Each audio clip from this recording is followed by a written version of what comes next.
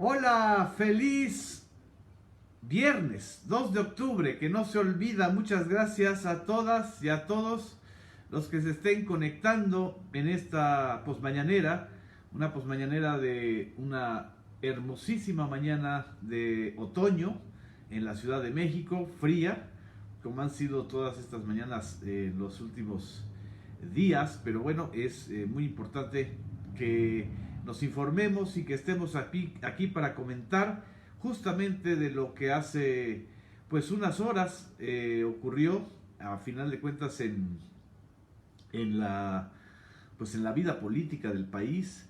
La Suprema Corte de Justicia definió muy importante en relación con las consultas y específicamente con la consulta popular en materia de juicio a actores sociales y políticos, así lo dejó, actores sociales y políticos del pasado.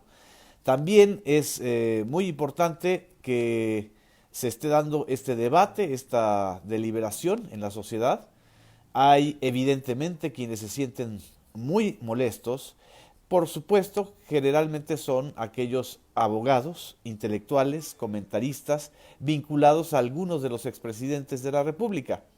Yo no sé por qué están tan molestos los amigos de Felipe Calderón o los de Vicente Fox o los de Carlos Salinas, menos identificables los amigos de Ernesto Zedillo o los ex colaboradores y amigos de Enrique Peña Nieto, si la pregunta que se quedó tal como la propuso o la propusieron los ministros ya no los menciona de manera explícita, pero los menciona de manera implícita.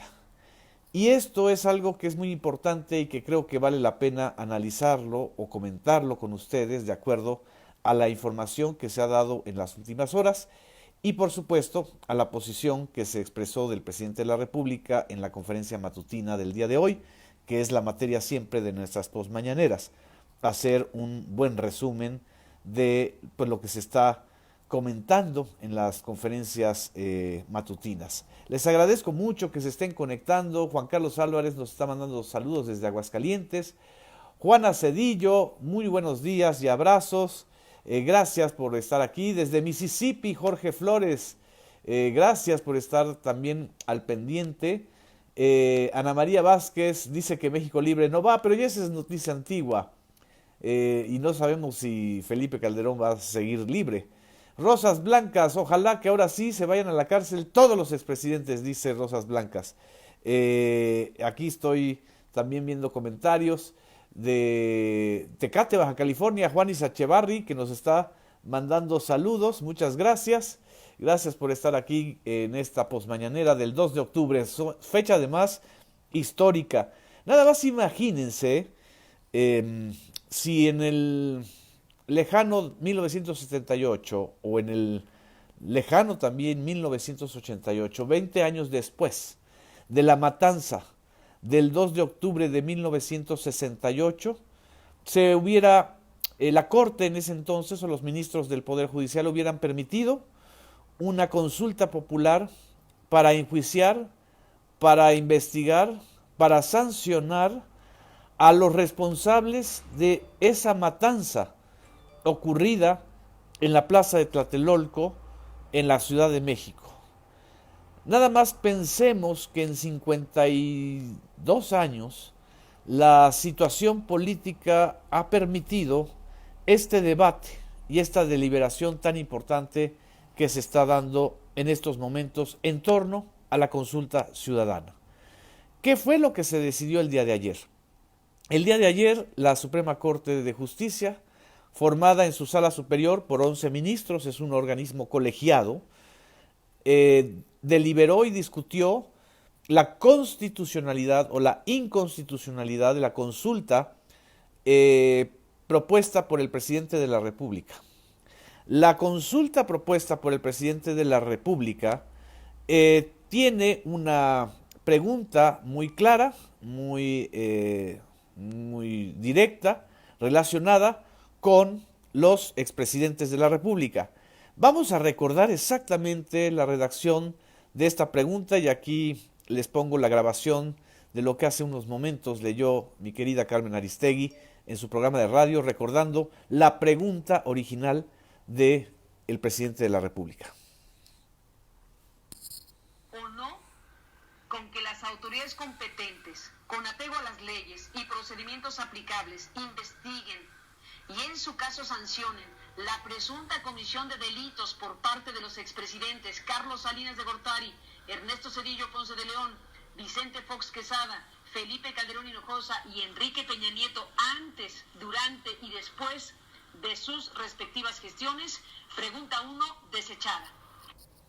Esa es la pregunta original.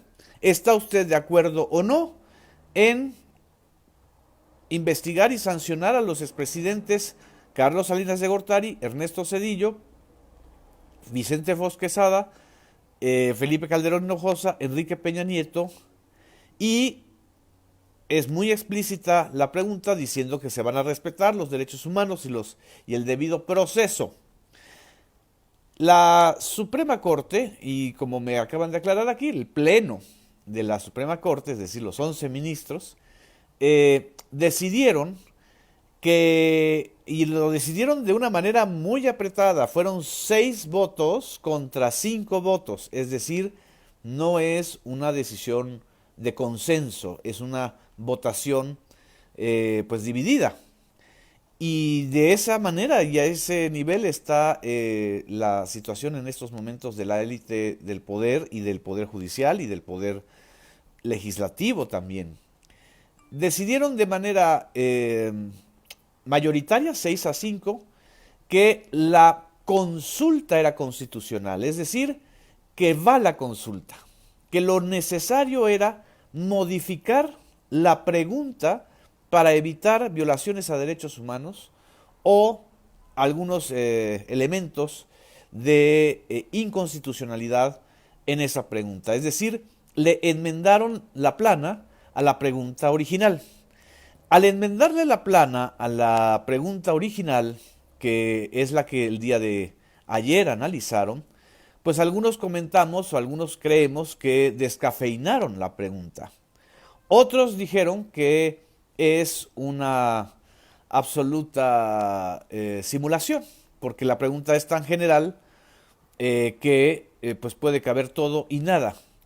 Y hay una posición de terceros que creo que está interesante y se está generando en estos momentos, en donde la pregunta, si uno la lee bien, la pregunta que aprobaron los ministros de la Suprema Corte para la consulta ciudadana, es una pregunta que no excluye a los expresidentes, los incluye, pero también no excluye, sino que incluye a otros responsables de crímenes, de abusos de poder, de los perpetradores de violaciones a derechos humanos, los perpetradores, por ejemplo, de matanzas como las del 2 de octubre, si se hubiera incorporado este tema.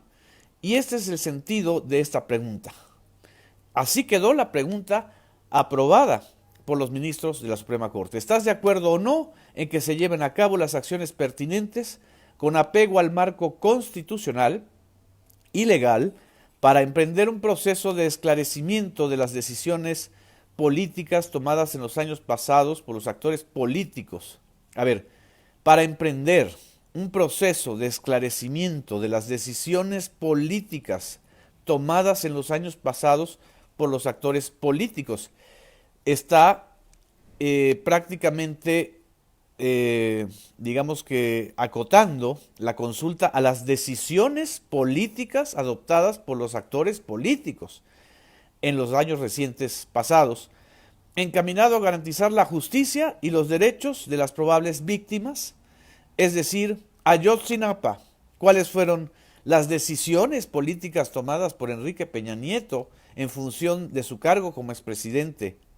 ¿Cuáles fueron las decisiones de Felipe Calderón en su función de presidente para las decisiones políticas que llevaron a la desaparición de miles de personas y a las muertes de muchas otras miles más por la guerra que él decretó contra el crimen organizado desde enero de 2007, cuando él asumió, poquitos días después, semanas apenas, 3 semanas después, la presidencia de la República?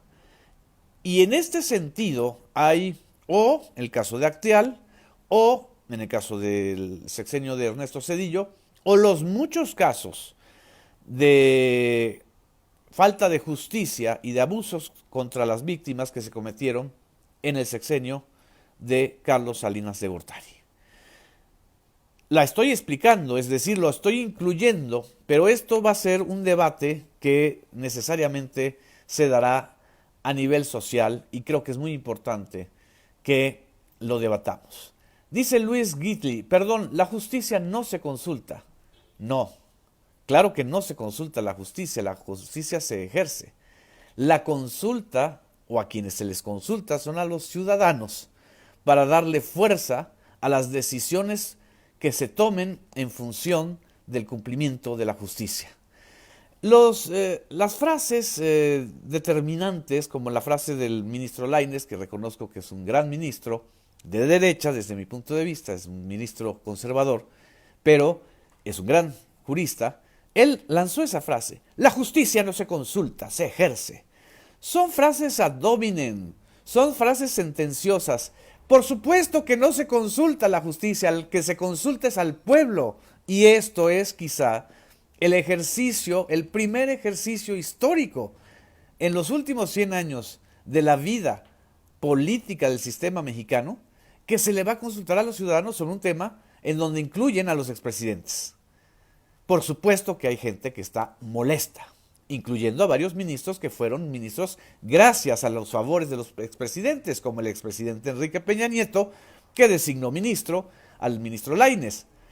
Entonces no hay ingenuidad, pero lo que sí hay, y debe haber en el sentido estricto de lo que creo que está construyéndose, es una deliberación que incluya la participación ciudadana. Esta es la parte también que crea confusiones. La democracia participativa es entonces el fuente ovejuna, es decir, que lo que diga el pueblo o el popolo o la mayoría. No. Lo que no ha ocurrido en este país, si de por sí nuestra democracia representativa, es decir, el ejercicio del voto para elegir representantes, siempre ha estado atenazada o amenazada por el fraude electoral, por la corrupción, por la telecracia, por la construcción de candidatos a través de dinero público que se va a las campañas o se va a las pantallas. Si de por sí está amenazada siempre nuestra democracia representativa, imaginemos lo que significa la democracia participativa, que no es democracia directa, es mecanismos de participación ciudadana que se incorporaron en la Constitución, en el artículo 35 constitucional, y que creo que eso es lo importante también en este momento, que hay una incorporación del ejercicio de la democracia participativa muy a pesar de buena parte de la élite política, de la élite jurídica y de la élite económica de este país. Eso es también un asunto que no se había dado en años, en décadas. Bienvenidos a una nueva era, bienvenidos a una nueva etapa en donde evidentemente hay tensiones, en donde evidentemente hay argumentos en contra y a favor, en donde evidentemente quienes tienen argumentos en contra también pueden tener razón y la tienen, y tienen buenos argumentos de peso, como se dieron ayer para decir que era inconstitucional la consulta, pero también evidentemente hay quienes queremos debatir y queremos participar y queremos que se nos consulte. Y creo que esto ya de antemano no es un logro de López Obrador, es un logro ya también de la Corte, es un logro también de la sociedad.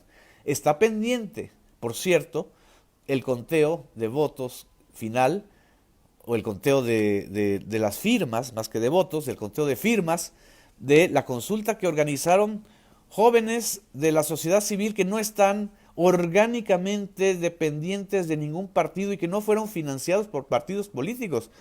La consulta ya hace 3 semanas que se realizó en menos de 10 días y que demostró, y creo que en eso también los ministros tomaron en cuenta, demostró un estado de ánimo social dispuesto a la participación. dispuesto a ser consultados y a tener una voz en el concierto de las decisiones políticas. Esta parte es, creo que también la que valoró el propio López Obrador en su conferencia de hoy. Así lo comentó cuando hizo referencia a la decisión de la Suprema Corte de Justicia. De su gobierno. Esa es la democracia. No solo representativa, sino democracia participativa. Hay quienes dicen o se autodefinen como demócratas, pero no les gusta que se le pregunte al pueblo. Y eso, a final de cuentas, creo que es lo importante, que se avaló un mecanismo de participación o de democracia participativa. También la conferencia matutina hizo referencia a estos oportunismos que están dándose en todos los partidos y no era de esperarse que también suceda en Morena. La naturaleza de la política también tiene que ver con la naturaleza de los seres humanos. No es un ejercicio de santos la política, es un ejercicio de seres humanos. Y bueno, pues hay oportunismos y hay vividores de la política o hay tramposos. Eso también estuvo en los temas de la conferencia matutina de hoy. También hubo un compromiso del presidente de la República que tiene que ver con los derechos humanos de que no les falte dinero a los desamparados, a los pobres, a los humillados de siempre, a las víctimas. No hay ningún límite presupuestal en materia de reparación del daño y atención a víctimas. Esto creo que es muy importante que lo haya señalado en la conferencia matutina. Un límite presupuestal, todo lo que se requiera. Les voy a poner dos casos. Uno, lo de pasta de concho. Se hizo una propuesta a los familiares para que los mineros que quedaron sepultados en la mina se quedaran ahí, se les hiciera un memorial, que no se volviera a utilizar la mina. Y también en el caso de pasta de conchos, una parte de las familias decidió que se reiniciara la búsqueda de los muertos, desgraciadamente, o de los fallecidos en esa explosión de la mina de pasta de conchos, y se decidió dar los recursos e invertir para esto. Yo creo que eso es también parte del proceso de cambio o del proceso de redefinición de prioridades en este país. Por último, también era inevitable que lo mencionara, habló de la enfermedad del presidente Donald Trump el día de hoy, o más bien en la madrugada de hoy. Se confirmó que Donald Trump, presidente de Estados Unidos, dio positivo a coronavirus, junto con su esposa Melania, que va a entrar en cuarentena. Esto, pues evidentemente complica la situación en Estados Unidos de incertidumbre frente al proceso electoral, y bueno, esto tendrá efectos también de una u otra manera en los mercados.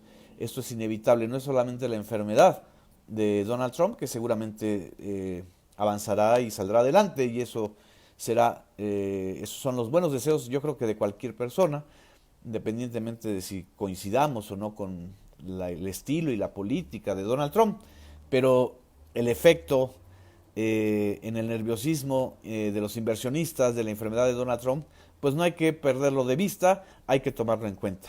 En fin, este es el resumen, esta es la postmañanera del 2 de octubre, que no se olvida y no se olviden de ser felices. Les mando muchos saludos a todas y a todos los que nos estuvieron escribiendo. A Gregorio, muchas gracias por tu comentario. A Rosas Blancas, también gracias a ti. Buenos días, hasta el lunes. Gracias.